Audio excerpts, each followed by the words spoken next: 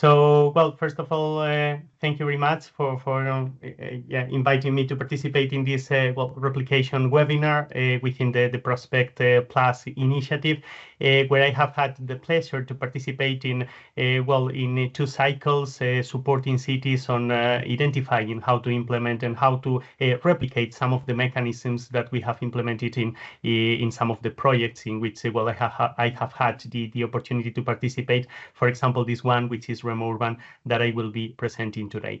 So my name is Miguel Ángel García. I work as innovation consultant at Barrabés.biz, which is a consultancy company in Spain, where we are basically focused on supporting innovation processes in both public and private entities.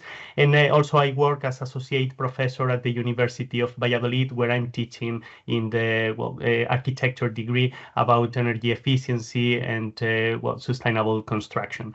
And before that, I was working for a research center here also in Valladolid, where I had the opportunity to coordinate this project, which was REMOURBAN, that was an Horizon 2020 funded project, funded by the European Commission, where we worked on implementing strategies and developing new models in order to transform some European cities into smarter and more sustainable environments, especially understanding and defining how some of these technologies, approaches, business models could be replicated in other environments in order to ensure that this transformation strategy was replicable.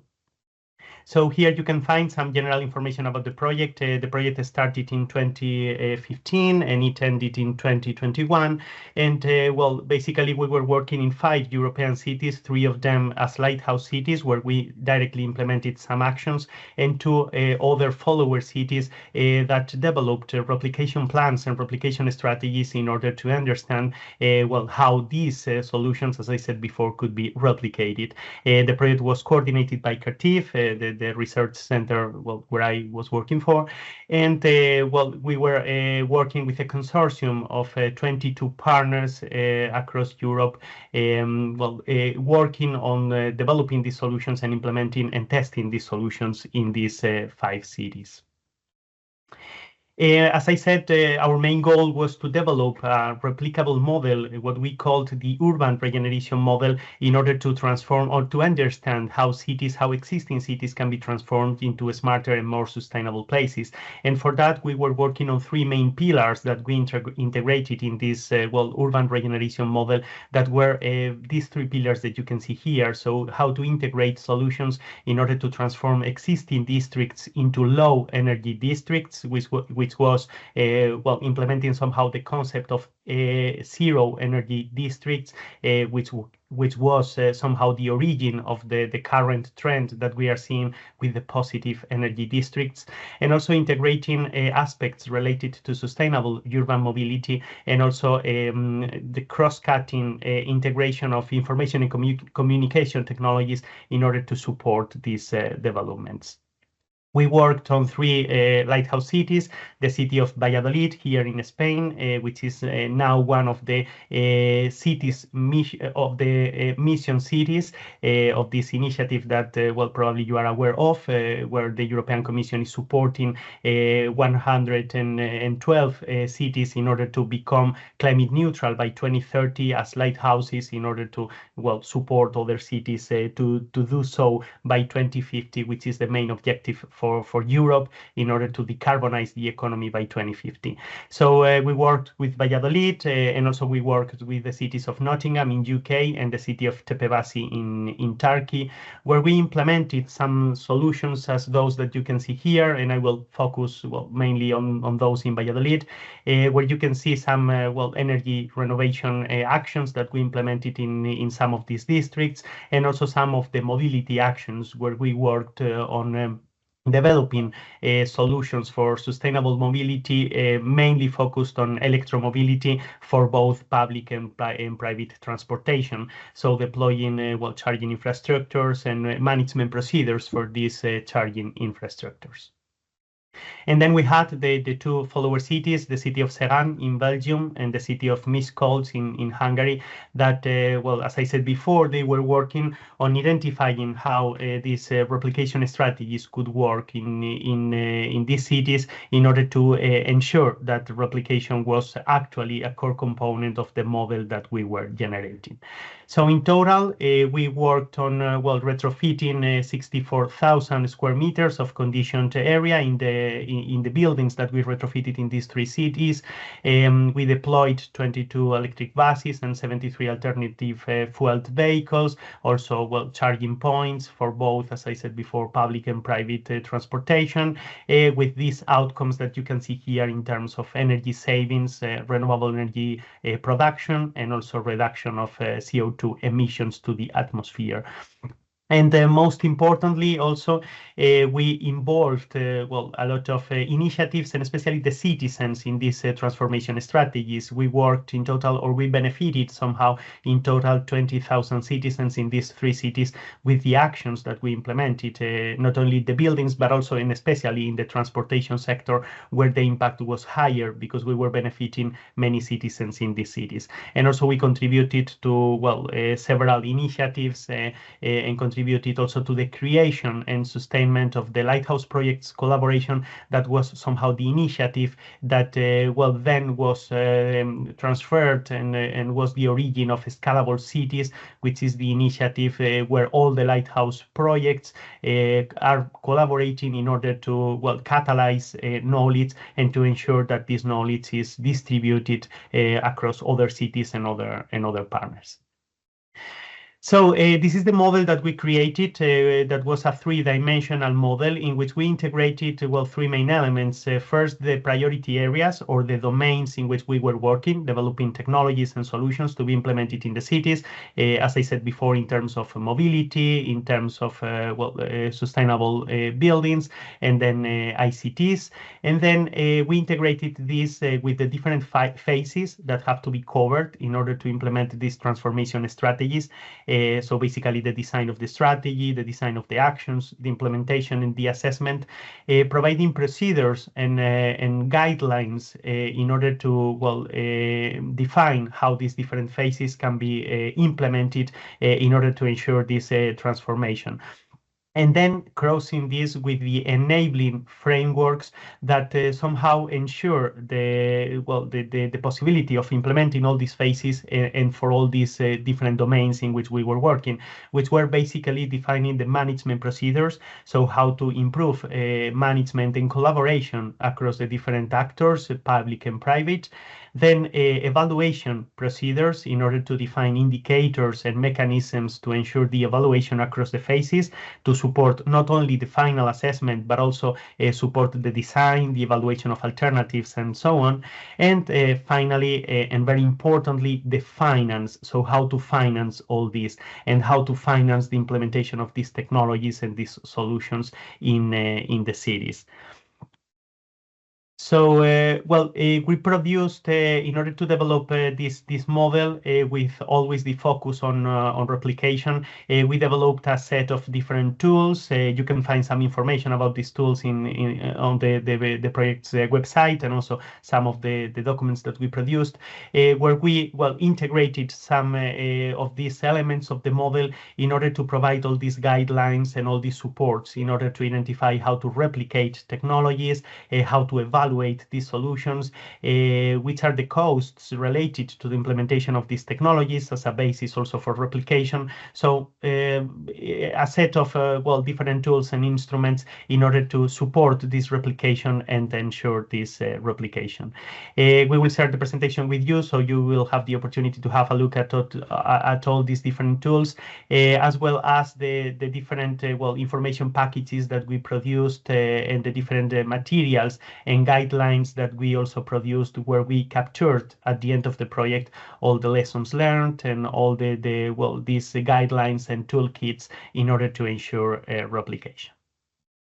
But well, now focusing on the case of Valladolid and especially how it was implemented and financed.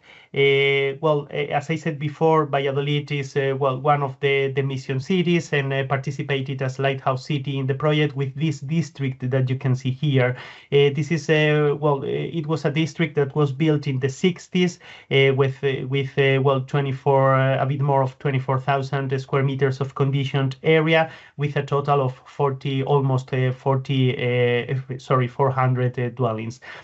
The property structure was private, so these are well multifamily well buildings, and all these well dwellings were private, which was one of the elements and one of the challenges of this project to be implemented, because well we had to work with all these 400 families in order to ensure their involvement in the project and the acceptation of the project. These well buildings had several issues in terms of comfort conditions and in terms of really high energy consumption. But the good thing is that they were connected to an existing district heating. So they had a district heating that well that was connected to all these 20 blocks, 20 buildings that are 19 blocks and plus one tower, the one that you can see here. And all them were connected to a district heating network.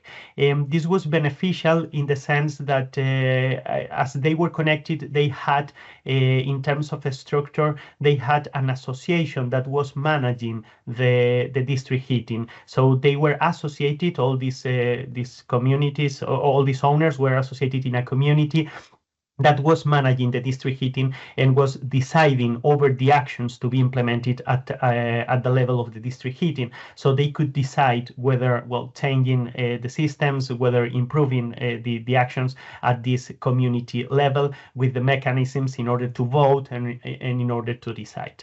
But then they had a second level. They had the level at the building at the different buildings. So we had also 20 different communities that had well the decision over the actions to be implemented in the buildings. And this was also another challenge, because in terms of the implementation, usually it is easier to convince about actions related to the active systems where the return of investment is much well lower, so in shorter periods, and then well let's say the effect of the actions is perhaps more easily to be perceived, while the actions in the passive elements in the envelope in order to reduce the demand are usually more difficult to be implemented.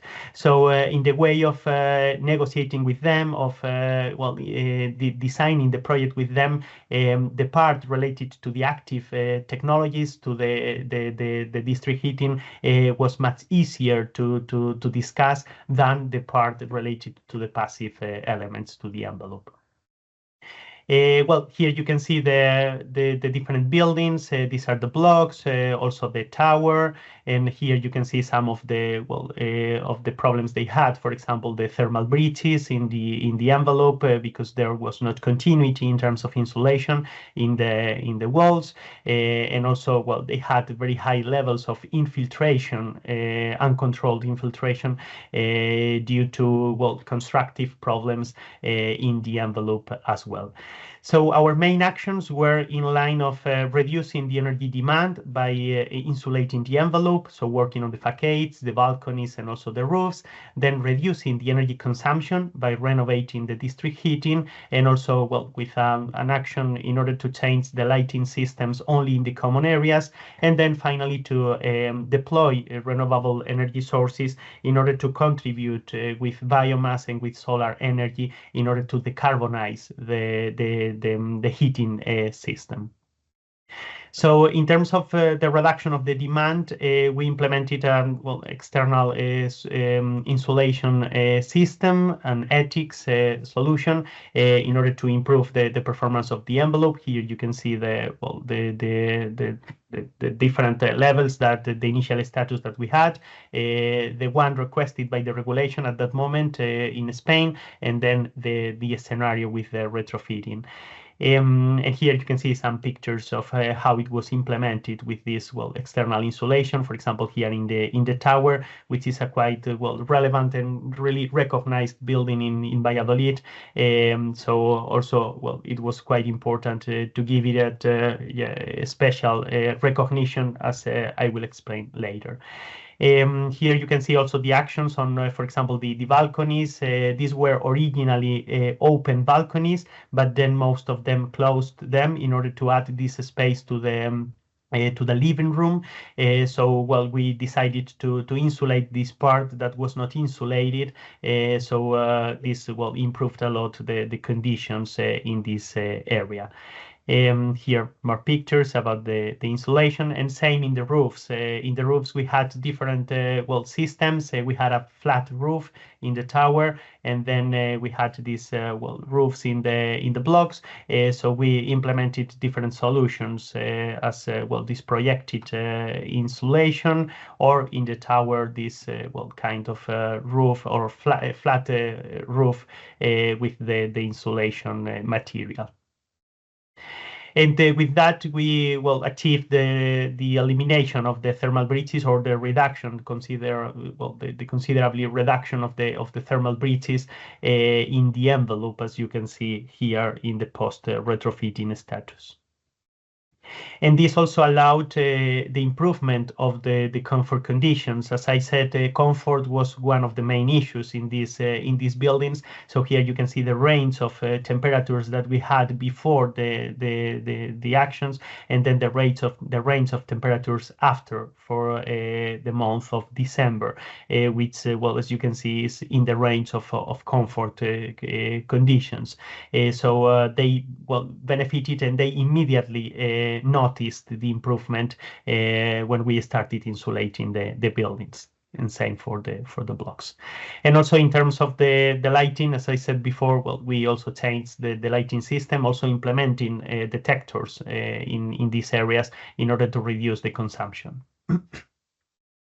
And then in terms of the district heating, we completely renovated the district heating system. We changed the existing systems that were based on gas oil, and we changed into a biomass-based system. So we changed the boilers, and we reduced in a 25% the peak power that was required, because they beyond the insulation conditions that they were lacking before the intervention, they also were operating with overheated water in the system. So we completely changed the system in order to reduce also the distribution temperature, in order to reduce also the losses, and also the installed peak power. So it was reduced, and we also installed the variable flow system, and in order to also reduce the consumption. We renovated the whole distribution system, because we were changing the distribution temperature, and also the distribution system that they had was completely lacking insulation or any kind of detection system for the leakages. So we implemented a new distribution system with insulation, and also with this leakages detection system, in order to prevent and to anticipate any kind of problem.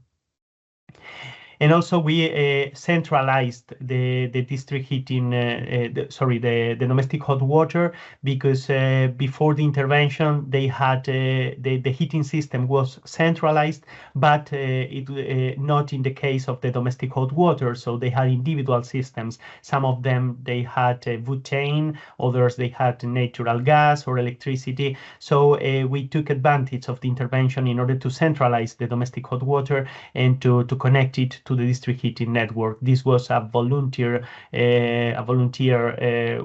or an option for the dwelling owners. So it was not mandatory for them. They could decide whether connecting or not. But most of them decided to connect. Not most of them at the beginning, but when they realized about the benefits, they started to connect. And then we implemented many systems in order to monitor the energy and to also empower them to control their energy consumption, because before the intervention, they had no control. There were not any kind of monitoring system for the consumption, and also the distribution system within the buildings. It is in columns, not per flat. So this means that all the radiators were connected in columns, so it was impossible to install individual counters for the heating system. So we installed this heat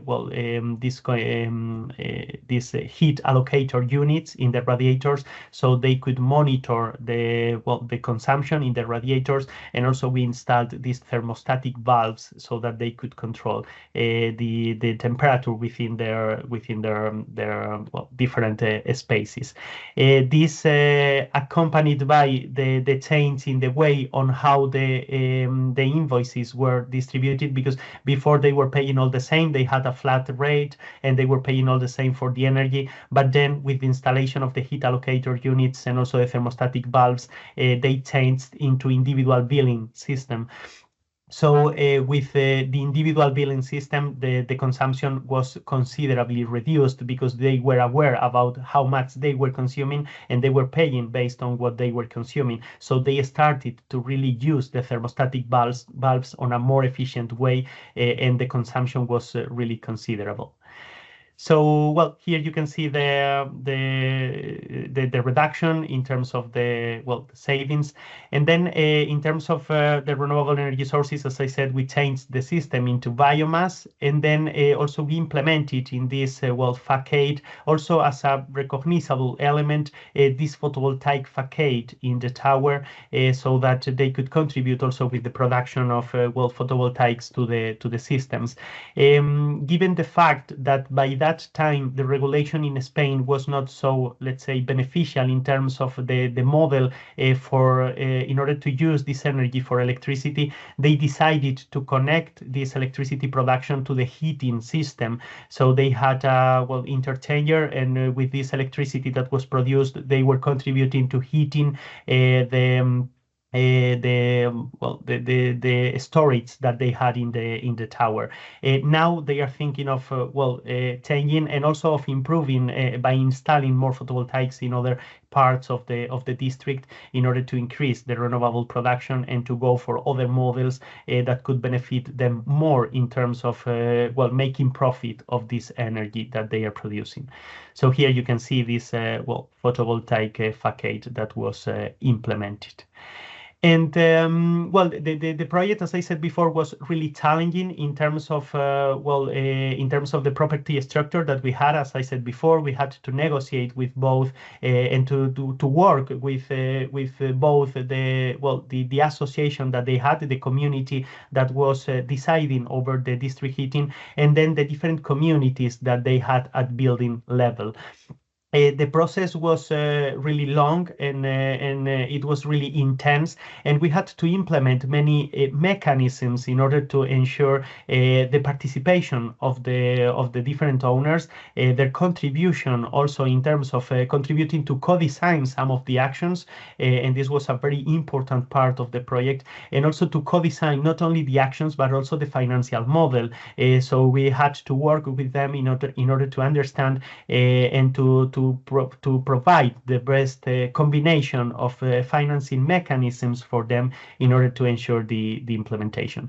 So one of the actions that we carried out, it was to organize a lot of meetings and sessions with them with the involvement of the municipality, and this was essential, municipality representatives. So here you can see the councillor of urbanism and also the director by that moment of the housing company in Valladolid, and also some members of the innovation agency of the municipality that were in contact always with the owners in order to support them and to provide this support to the project from the municipal perspective, making them understand that the municipality was really supporting them in this intervention, even though these are private buildings, but supporting as it benefits the city in terms of contributing to the goals of decarbonization.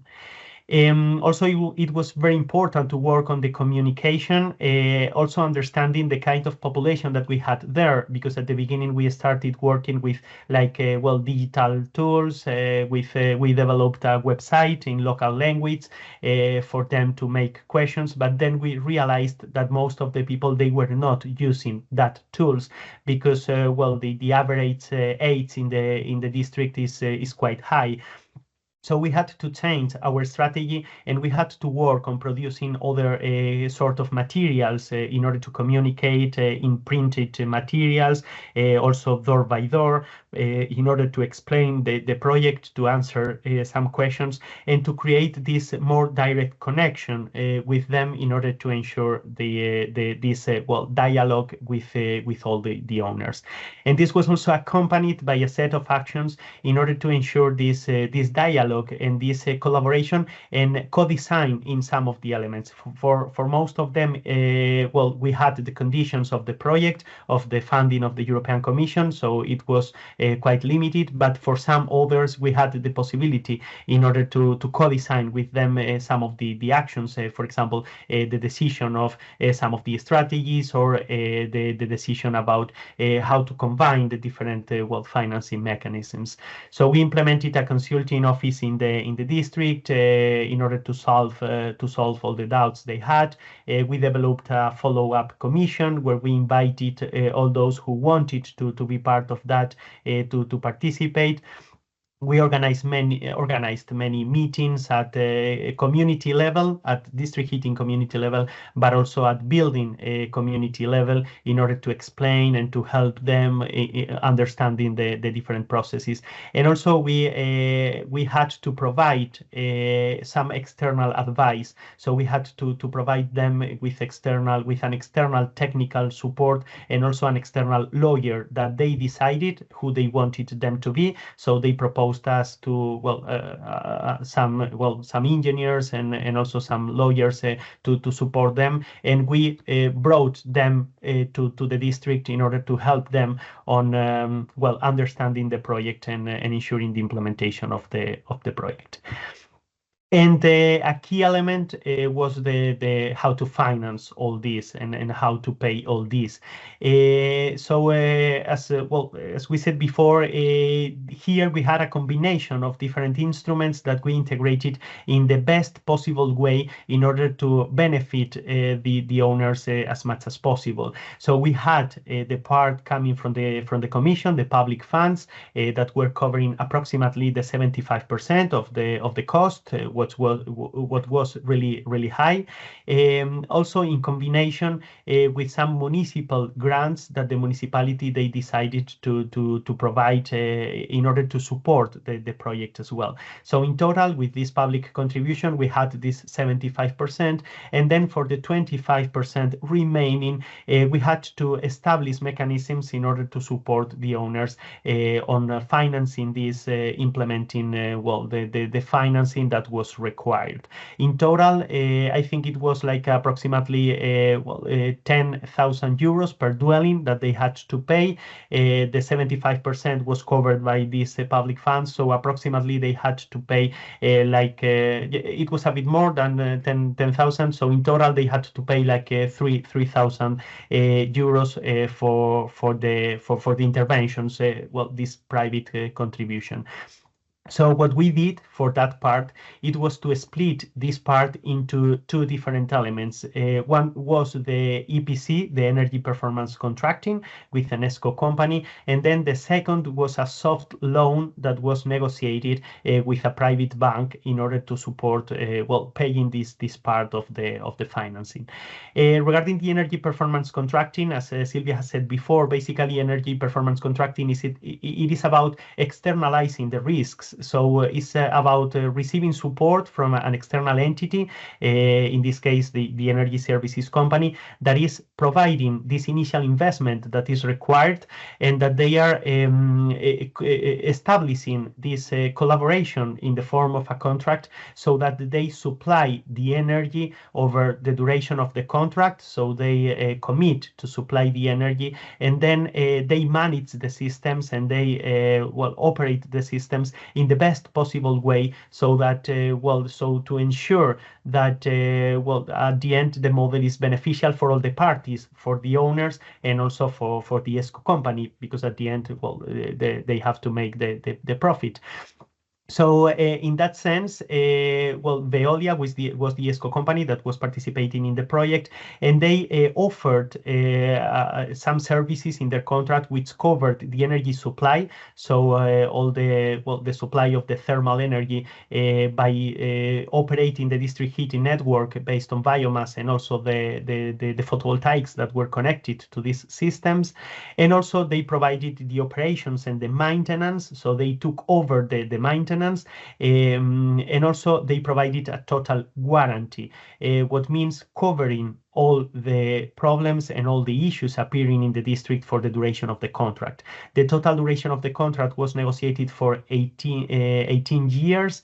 It was 3 years in the framework of the project, plus 15 years after the end of the project. And during these 18 years, the ESCO company is providing these services, the energy supply, and also is in charge of the operation, the maintenance, and the total warranty over the systems. What means that if there is a problem with a boiler in year 17, they change the boiler, and then at the end of the contract, the owners, they have a totally new boiler that is covered by the contract.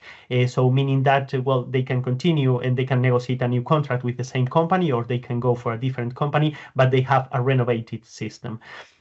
So they offered all this, and also they offered the financial part, and that was finally implemented not directly by them, but also facilitated by them, and they implemented this model.